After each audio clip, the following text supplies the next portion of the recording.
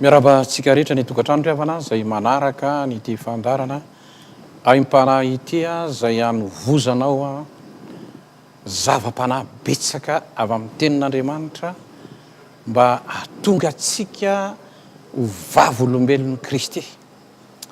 Tsarovy tsara riavana fa indrindra fa ianao zay fa nandray an Jesosy Kristy ho tompo tiany tompo anao tena vavolombelona mba hizarana zany filazantsara zany ho an'ny olombelona rehetra. Zay moa no tena planin'Andriamanitra ho atsika efa nandray an Jesosy Kristy tompo. Ianao kosa raha mbola tsy nandray an Jesosy ianao aro ty tenin'Andriamanitra ty hoe ao amin'ny Hebreo toko fahaefatra andininy faharoa ambin'ny folo sy ny fahatelo ambin'ny folo misy an'izao teny zao hoe sady velona ny mahery ny tenin'Andriamanitra.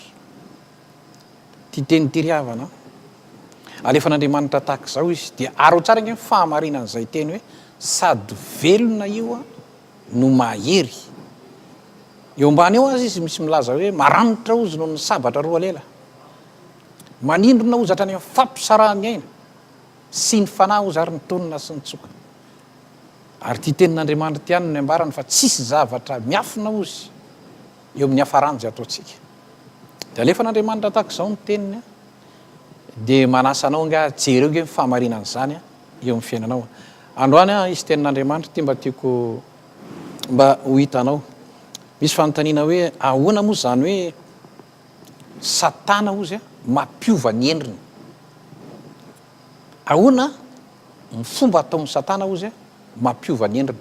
Anomeanao an-dalatsoratra masina kely aty dia raha manana baiboly ianao dia mba aro tsara nge fa ho vakiako aminao le izy mikasika an'izay fanontaniana zay. Korintianina faharoa toko faha 1 andininy fahatelo ambin'ny folo sy ny fahavalo ambin'ny folo misy an'izao teny zao hoe fa apôstôly sandroka izy ireny ozy mpiasa mamitaka ka dia mampiova ny endriny ozy ho tahaka ny apôstôlin'i Kristy. Ary tsy mahagaga zany ozy fa Satana aza mampiova ny endriny ho tahaka ny anjeliny mazava ozy, koa dia tsy zavatra lehibe tsy akory ozy raha ny mpanompony koa no mampiova ny endriny ho tahaka ny mpanompony fahamarinana, nefa ny farany ozy dia araky ny asany avy. Ahoana moa zany hoe Satana manova ny endriny zay le fipetraka le fanontaniana dia iresaka aminao kely tsotra. Misy tenin'i Jesosy ty riavana mba tiako hitanao mahatao Matio toko faha 7 daso nge hovakiako aminao aingana le izy manomboka ny dininy faha 12 misy an'ity teny ty Matio toko faha 7 hoe mitandrema ianareo ozy fandrova fitaky ny mpaminany sandoka zay makeo aminareo ozy amin'ny fitafian'ny ondry. Ao anatiny ozy dia ambody mitohy ny voany ny ahafantaranareo azy ozy maroto voaloboka amin'ny tsilovany olona na aviavy amin'ny songosongo. Dia toy izany ozy ny azo tsara rehetra dia mamovo ao tsara, fa ny azo ratsy rehetra dia mamovo ao ratsy. Ny azo tsara tsy mety mamovo ao ratsy ary ny azo ratsy tsy mety mamovo ao tsara. Ny hazo rehetra zay tsy mamovo ao tsara dia kapaina ka tsipy any anaty afo, koa dia ny voniny ozy ny ahafantaranao azy. Jerevy tsara, inona le fitafiana lazain'i Jesosy eto fa ataon'ny Satana valony ariavana dia io jereo tsara le hoe ny tena akanjo tena tiany ny devoly mba tsy ahitany ny olona azy. Satana riavana tena toroko anao fa tena zao voalazany tenin'Andriamanitra any amin'ny apokalipsy any hoe manana saindalina izy ary manana akanjo izy. Iresaka ny ty akanjo ty vetivety fotsiny aminao dia anjaranao no fa aveo mba mandinika tsara io tenin'Andriamanitra io fa mahatonga riavana ny olona voasitony voasiton'ny Satana dia tsotra ny valiny. Ny olona koa moa indray tsy dia tena mandinika loatra. Ozy Jesosy hoe manao fitafian'ny ondry, tsotra ny valiny ny tena dika ny fitafian'ny ondry rehefa vakiako taminao ty dia zao ny akanjo ny fivavahana ny tena fitafiana anaovan'ny Satana. Akanjo ny fivavahana. Inona ny akanjo ny fivavahana riavana? Ty tenin'Andriamanitra ty any nge no alain'ny Satana. Fatany tsara ianao fa mila an'Andriamanitra ianao. Fatany tsara ianao fa mitady an'Andriamanitra. Fatany tsara nge fa misy fanahy ao anatinao hoe ary io fanahy ao anatinao io mangetaheta tia iaona amin'Andriamanitra foana ianao. Dinona ny akanjo ampiasainy?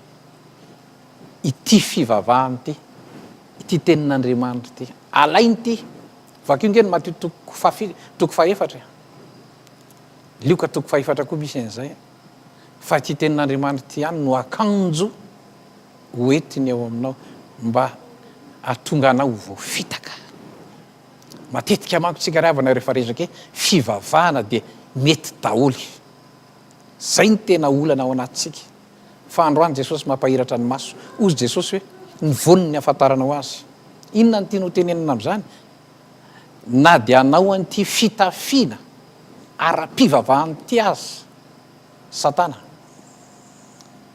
Nivoniny zany hoe le fiainany. Le fiainany io ry havany tsy hainy Satana ny manaovany io. Mety ho hainy ihany miresaka Jesosy, miresaka Jehovah-Andriamanitra, mety ho hainy ihany zany. Fa le toetrany, le fiainany andavanandro no anamarina azy. Androany tiany Jesosy mba ho hitanao zany. Aza variana amin'le akanjo ianao. Fa reny ny akanjo entin'ny Satana, ny fomba mpivavahana rehetra, anarana, titra, hoentiny daholo zany. Mba hatonga anao tsy ahita, mba hatonga anao voafitaka raha ny tena marina. Zay ny afantr'Andriamanitra androany havana, zay ny Aim-panahy. Manasa anao mba jereo tsara. Aza avy hatrany dia manao hoe zava-masiny ty. Tenin'Andriamanitra miteny izany. Ampahirato ny masom-panahiko, zany ny bavaka tokony atao. Tompo ampahirato ny masom-panahiko mba hita zava-mahagaga eto amin'ny teninao. Fanamasin'Andriamanitra ry havana ao anaty manokatra ny saina mampanahy mba ahitanao n'izany zavatra zany amin'izao fiaina mandalo zao.